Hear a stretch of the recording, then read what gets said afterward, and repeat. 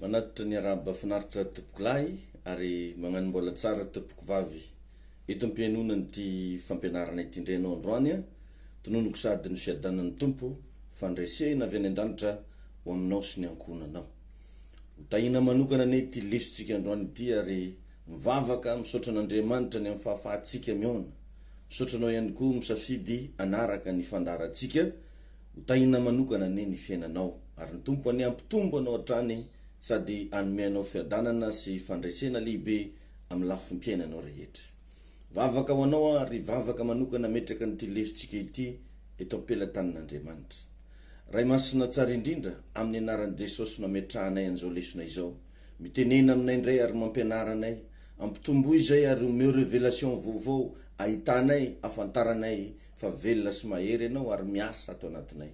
Io ihany koa tompo nisambatan'olona n'aiza misy azy orakofana amin'ny ran'i Jesosy. Misaotra tompo io mba tena hoisy afatra iampitany anatinay any itombonay, atsapanay satria nao ny laza hoe raha fantatrareo ny marina dia ny marina no anafaka anareo tsy ho andevo. Ampafantaronay tompo ny marina androany amin'ny alalan'ny teninao satria ny teninao ny fahamarinana. Mankasitraka fanamasina rakofako amin'ny ran'i Jesosy zao fianona sy fampitanan'izao afatra izao. Misaotra raha io. Amen. Miarabantsika rehetra ary androany moa tsika dia resaka makasika ny atao hoe fahatongavan-tsaina, hoe tongava saina. Ny fiainana rehetra riavana dia miainga be amin'io daholo. Mila tonga saina ianao amin'ny zavatra anankiray. Sahala amin'ny olona anankiray tonga saina izy fa vehivavy, tonga saina izy fa lehilahy ary miainga avy ao ny deparany zavatra rehetra. Ny vokatra hita amin'ny fiainantsika dia miainga avy amin'ny fahatongavan-tsaina. Ka androany iresaka zava-panahy isika, zany hoe misy zavatra zany mila mahatonga saina anao amin'ny tontolona ara-panahy. Matomanko zany riavana ny zavatra anankiray na tonga saina dia vonona ianao hihetsika anao an'le izy. Tonga saina ny amin'ny zava-misy. Matetika dia zavatra au contraire foana ny mahatonga saina antsika. Be da be ny olona diso tonga saina loatra ny amin'ny zavatra zay tsy ananany. Matetika mahatonga saina azy. Hoe za zany reo tsisy vola zany reo mbo fa tokony anambady eky. Le zay tsy misy foana zany matetika notra ny mahatonga saina antsika, fa vitsikely ny olona mba tonga saina mba anao zavatra angesangeza. Vitsikely ny olona mba tonga saina ny amin'ny fisin'Andriamanitra amin'ny fiainany. Vitsikely ny olona tonga saina fa manan'Andriamanitra angeza be izy, fa ny poketrany tsy misy vola ihany no hitany, ny dabambary tsisy ihany no hitany, ny hofantrano tsy voaloha ihany no hitany. Be da be nohatran'izay ka mba isarika ny sainao za androany hoe mila fahatongavan-tsaina ity fiainana ity. Mila tonga saina zasy ianao ny amin'ny zavatra misy, ny amin'ny zavatra mitranga eto amin'ity fiainana ity. Koa manasanao anaraka hatramin'ny farany fa mialohan'izany dia hamaky tenin'Andriamanitra tsika amin'ny bokin'ny Lioka toko 9, ny andininy 420 ka hatramin'ny 730. Lioka toko 9, ny andininy 420. Mivaky toy izao amin'ny anaran'i Jesosy Kristy. Dia nitody tany amin'ny tanin'ny Gezarena izay tandrifiny Galilea izy. Ary raha niala nankeny an-tanety Jesosy dia nifanena tamin'ny lehilahy anankiray avy tao an-tanàna zay efa nanana demonia. Ary efa ela izy no tsy nitafy lamba sady tsy nitoetra tao an-trano, fa teny amin'ny fasana. Fa noho ny nahitany Jesosy izy dia niantso tamin'ny feo mafy sady niankohoka teo anatrehany, ka niteny tamin'ny feo mahery hoe mo mifaninona akory zasy ianao ry Jesosy, zanak'Andriamanitra avo indrindro, masina ianao, aza mampijaly ahy. Fa izy nandidin'ny fanamaloto ivoaka tamin'ny lehilahy, fa efa nahazo azy ela izany, ary efa nafatotra tamin'ny gadra na ny tanany na ny tongony, ka nambenana izy. Nefa nitapatapahany ny fatorany, ka dia nentiny demonia iriotra nankany anefitra izy. Ary Jesosy nanontany azy ka nanao hoe iza mono anaranao? Dia hoy izy Legiona, fa demonia maro no efa niditra tao aminy. Ary nifona taminy izy mba tsy handidiny azy hankany amin'ny lavaka tsy hitany hoanoho. Ary nisy kisoa maro andieny ray nandrasana teny an-tendrombohitra, ary ny demonia nifona taminy mba havelany hiditra ao anatiny, dia nikeny. Ary ny demonia rehefa nivoaka tamin'ny lehilahy dia niditra tao anatin'ny kisoa, ary ireo kisoa andiany ireo nitratrevatreva tany amin'ny antsana ho any amin'ny farika dia maty tany. Ary no nitany ny mpiandry azy izany nataony izany dia nandositra izy ka nilaza izany tany an-tanàna sy tany an-tsaha. Dia nivoaka ny olona mba hizaha izay nataony izany, ary tonga tany am Jesosy izy de nahita ndray lehilahy zay efa nivoahany demonia fa indro izy nipetraka teo anilany tongotra Jesosy nitafy lamba sady ary saina de raiky tahotra ireo ary zay efa nahita dia nagnambara tamin'ny olona ny namonjena an'le demoniaka ary ny olona rehetra tany amin'ny tany Gezarena manodidina ny dia nangataka ny Jesosy hiala aminy satria raiky tahotra indrindra izy ary Jesosy niondrana tsambokely ary ny lehilahy zay efa nivoahany demonia de nangataka mba hitoetra eo aminy nefa nampodiny Jesosy izy ka nataony hoe mody any any antranonao ka ambarao ny zavatra rehetra nataon'Andriamanitra taminao de nandeha izy ka nitory erany tanàna zay zavatra lehibe nataony Jesosy. Tanao tsara zany fa question mipetraka hoe ino ndraiky moa nandehanan'i Jesosy tamin'ny tanàna angaty tsy mba misy toerana mba tsara tany angaty tsy mba misy toerana mba nafinaritra tany fa nandeha tany amin'ny fasana ndraiky Jesosy.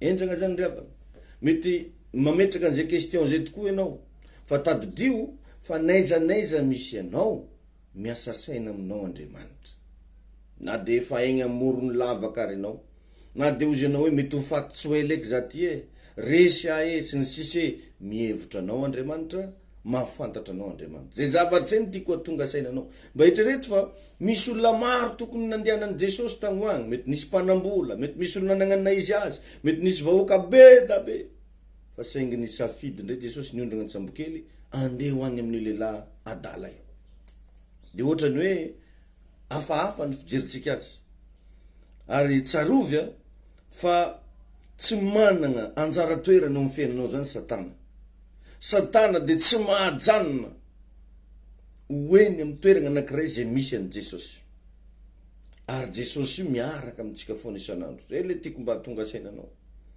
mitady olona manana finoana izy mba hiasana raha tonga tao Gezarena Jesosy tsy izy rery io Andriamanitra rehefa tonga amina tanàna tsy izy rery ohatrany hoe izy rery ny tanao eo fa misy présence angélique miaraka amin'ny anjely tsomby alinalina Jesosy rehefa manao mission ary miaraka aminazy eo ny Andriamanitra ray Andriamanitra zanaka Andriamanitra fanamasina ary io fanatrehany io miaraka amintsika eto isaky ny manao émission eto isika mba imagineo hoe nisy cortège divine tonga tao amin'ny fasan'ny Gezarena enjany zany ary io cortège io miaraka amintsika eto koa androany am'zany afatra lehibe eninao zany ary raha dininao tsara ny tegna mahafinaritra ny toerana misy an'Andriamanitra misy fandresena misy anjely misy voninahitra de mba dinio hoe mba ho aniza io cortège io tsy ho aniza io fa ho an'le olona anankiray en plus olona adala de fa antanina petraka olo mahola mazala mbola miasa saina koa Andriamanitra andeha se déplacer hijery azy mainka fa ianao endry ianao ary saina tsara ianao mahazony raha io tian'Andriamanitra loatra ianao na ny olona adala raha tiany mainka fa ianao ka tsy voatery hoe mila olona maro be foana Andriamanitra vao miasa da be moko misy metratra an'izany raha mba tagny amin'ny fifadikanana zao za raha mba tagny am-piangonana zao za raha mba tagny amin'ny évangélisation zao za enao miaino ana io mety ao an-dakozoy mety anaty tomobile mety eny amin'ny salon tsy fantako aizany misy anao fa miasa saina aminao Andriamanitra de ataony maheno an'ity afatra ty anao na de ho anao irerany zany afaka mampiasa ny force ny rehetra Andriamanitra satria sarobidy eo anatren'Andriamanitra ianao zany zavatra zany ny tiako mba tonga sainanao ary tonga eto Andriamanitra androany mba ho anao revo tsara fa tsy mpanjaka tsy président de la république ny déplacer ny Jesosy tsy ministre tsy homme d'affaires tsy olona multimillionnaire na multimilliardaire fa olona adala mba tonga vasaina am'zany ka mba ho resy lahatra ianao fa intéressé aminao Andriamanitra olona adala raha ny intéressé an'Andriamanitra mainka fa ianao ny olona adala ngera lasana bavy tsy tia mivavaka ianao nefa mba fa mivavaka ary ny olona adala tsy mandeha am-piangonana ianao nefa mba fa mandeha am-piangonana le olona adala tsy mivavaka tsy mandeha am-piangonana tsy manao ninina na alinana Andriamanitra indrindra fa ianao zay mba efa mahalala hoe Andriamanitra miantso n'Andriamanitra ianao ndraindray ka eto zany za de milaza aminao fa mety tsy misy m'intéressé anao mihitsy ny olona, mety tsy te jery anao na manona ny anaranao ara mety mamparikoriko ny olona. Fa za milaza aminao, Andriamanitra lina aminao io. Ity olona dala ty ngefa nailiky ny fiarahamonina, zay mahatonga anazy tany am-pasana no mipetraka. Ka na maniliky anao ny olona, na mankahala anao ny olona, tsarovy fa Andriamanitra tianao. Mbadin'io hoe manao investissement mihitsy Andriamanitra teto, sady se déplacer pour un fou, olo mahola, nandianany déplacer, nandaniny fotoana, nandaniny force andretra. Ka enao io tsy noharin'Andriamanitra mba ho adala akory. Ary ty olona ty tsy noharin'Andriamanitra mba ho adala akory izy fa lasa adala izy satria nandalo tao amin'ny Satana. Nisy asany devoly tonga tao amin'ny fiainany. Ary tsy natao hitoetra aminao io probleminao io, enoy tsara, tsy natao hitoetra aminao io. Tsy natao hampahory anao io. Tsy natao handeha hanelingelina ny fiainanao io. Fa eto Andriamanitra androany andeha hanafaka anao, hampandresy anao. Io zany zavatra natao handalo fotsiny io satria tonga eto amin'ny toerana mety anao androany andresenao. Amen. Ny révélation anankiray koa ao anatin'ny verset io, mba niarany petraka tamin'olona tao mivilla ihany ty lehilahy ty teo aloha, fa saingy nafindra ny devoly toerana tany am-pasana. Zay ny maharatsy ny devoly io rehefa. Devoly de tena mahavatra misy déplacer olona anankiray mihitsy mba ho ampijaliana. Io toerana misy anao io problème misy anao io, tsy natao ho anao io ndrendray, fa nisy heriny maizina namindra toerana anao. Fa androany anao averina am'le toerana mety, averina am'le toerana tena izy. Nipetraka tany amin'ny toerana tsy tiany olona hipetrahana izy. Jereo fa natramy lamba niarana riny, zany hoe mitanjaka izy sady irery. Ary niarany aina tamin'olona maty. Tena hoe niarany aina tamin'ny fahafatesana any am-pasana. Ka eto zany androany de tena tiako tsapanao. Ny zavatra nahagaga koa fa nahitany Jesosy ty adala ty sady nanatona. Nahita Jesosy sady nanatona. Ka tsy izy no te anatona, fa nisy zavatra tsy zakan'le devoly tao anatiny tao, de tsy iza fa Jesosy. Androany manomboka ho hitany probleminao io, fa tsy ho zakany mahitany Jesosy zay miteny aminao eto androany. Devoly maro be no tao aminy, fa Jesosy rery any, de ampy nafaka azy. Mety misy problème maro be aminao androany, fa teny anankiray tononoko eto androany, ampy ampandresy anao. Ary tononoko fa pandresy anao amin'ny anaran'i Jesosy. Alléluia. Raha jerevanao le Luka 8:31, Luka 8:8, de tena nahariary Bible mihitsy, fa nifona taminy izy mba tsy handidina azy ankany amin'ny elo. Nifona taminy Jesosy. Tsarovy revana fa mbola tsy nombona tamin'ny hazo fijaliana Jesosy teto. Teto zany Jesosy le mbola tsy nandalo hazo fijaliana mihitsy tamin'ny Luka 8:31 io. Zany hoe mbola nisy arma zany tany amin'ny devoly. Rehefa nankany amin'ny fiainantsita Jesosy, après n'izy le nombona maty, nankany amin'ny fiainantsita, de nakany le arma rehetra tany amin'ny Satana. Izany hoe, raha zavaina, mahery lavitra ny fiasan'ny herin'Andriamanitra ao anatinao am'izao, raha oharina ny tamin'ny teo aloha. Rehefa Jesosy mbola tsy nombona teo amin'ny hazo fijaliana aza, de fa nifona tamin'ny Satana. Mainka fa Jesosy avy nombona tamin'ny hazo fijaliana, naka ny arma rehetra tany amin'ny Satana, zay natonga Jesosy laza omeko anareo ny hery, omeko anareo ny fahefana, anitsaka ny mainko sy menarana, ary ny hery rehetra na fahavalo, ka tsy misy ampanina anareo zany. Tamin'ny fotoana io zany de tsy mbola nombona Jesosy, nefa efa nampararitra ny Satana. Am'izao tsika miteny zao, Jesosy lefa nitsangana tamin'ny maty, nandresy ny fahafatesana, izy no ao anatinao, izy no ivavahanao, mazava ho azy, tsy azo resena ianao. Mila tonga saina am'izany ianao relasena bazy. Alléluia. De mba jereo fa misy anarana ny antsony devoly an' Jesosy teto. De tsy iza fa hoe ianao izy le zanak'Andriamanitra avo indrindra, fils de Dieu très haut. Ary ny zavatra natsikaiky, ny angavy an' Jesosy ny devoly teto mba alefa tany anatina kitsoa. De jereo fa nyvalian' Jesosy ny vavaka nataony. Mainka fa ny vavaka zay ataonao. enao tsy devoly fa zanak'Andriamanitra. Imagine hoe devoly ary ara ny angavo alefaso anaty kisoa zay nekeny Jesosy zany. Ka androany manana fasahina angataka zavatra fa hoekeny Jesosy zavatra angatanao. Zay zavatra ry avana mila mahatonga sainana, mila mahatonga sainanao. Mba tongava saina fa na ny devoly ara tsy noarina hitovy amin'Andriamanitra nefa ny valy ny vavaka zay nangatany. Mainka fa ianao zay namboariny nitovy taminy. Tadidio anefa fa misy zavatra zay nampatsahiviny an Jesosy teto hoe zany hoe nisy zavatra voasoratra hoe mbola tsy tonga ozy ny fotoanako. Nampatsiara an Jesosy izy teto. Amin'ny Luka 8:39. Rajerevanao ny Luka 8:39.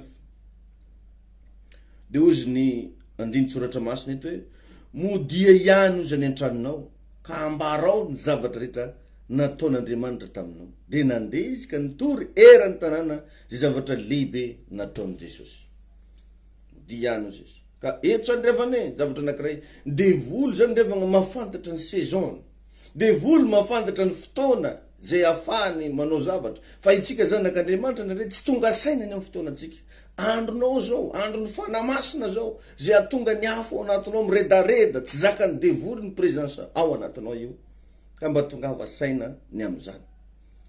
Taditsika tsara fa ny olona anankiray rehefa afaka de misy famerenana miloniny ny fiainany. Ozy hoe niverina ho azy tamin'ity lehilahy ty zany ny fananany rehetra. Nisy famerenana milony. Satria niverina tagny amin'ny fiarahamonina izy. Satria izy nanana zay mba nananany teo fa nolefana ratsy de lasa very izy ary natram'izay nananany ara very. Fa rehefa ianao afaka misy famerenana milony ataon'Andriamanitra. Ka mazava ho azy zany fa nanana tragno izy. Fa saingy nafindra ny devoly toerana tagny am-pasana. Ary tsy vitan'izay fa mety nanana tanàna koa izy. Nefa de tagny no nandianany. Ka ao ambadiky zao fotoana izao, aza mangina fa ndana mba lazaon'ny olona zay zavatra nataon'ny tompo taminao. Ndana mba mitory filazantsara, ndana mba mandresy lahatra ny hafa ivavaka anatona ny Jesosy. Reo revagna ny lesona fo, mino fa ampy mba hoety lompitsakotsako ndray androany. Mino fa nahazo lesony ianao tao anatin'izay. Mino fa nahery ianao tongava saina fa na ny olona dala tany am-pasana ara nivaky loha mihitsy Jesosy nandeha nitady azy. Nandalo fotoana Jesosy nitady azy. Mainka fa ianao. Zay mahatonga anahy eto tsy apetraka Andriamanitra mihitsy fa isaky ny maraina tsy maintsy mitady ianao amin'ny alalan'ny tenin'Andriamanitra, amin'ny alalan'ny fampianarana. Devoly zay tsy mitovy endrika tamin'Andriamanitra aza ny valian'Andriamanitra ny vavaka nataony. Mainka fa zay vavaka ho asandatra ao androany.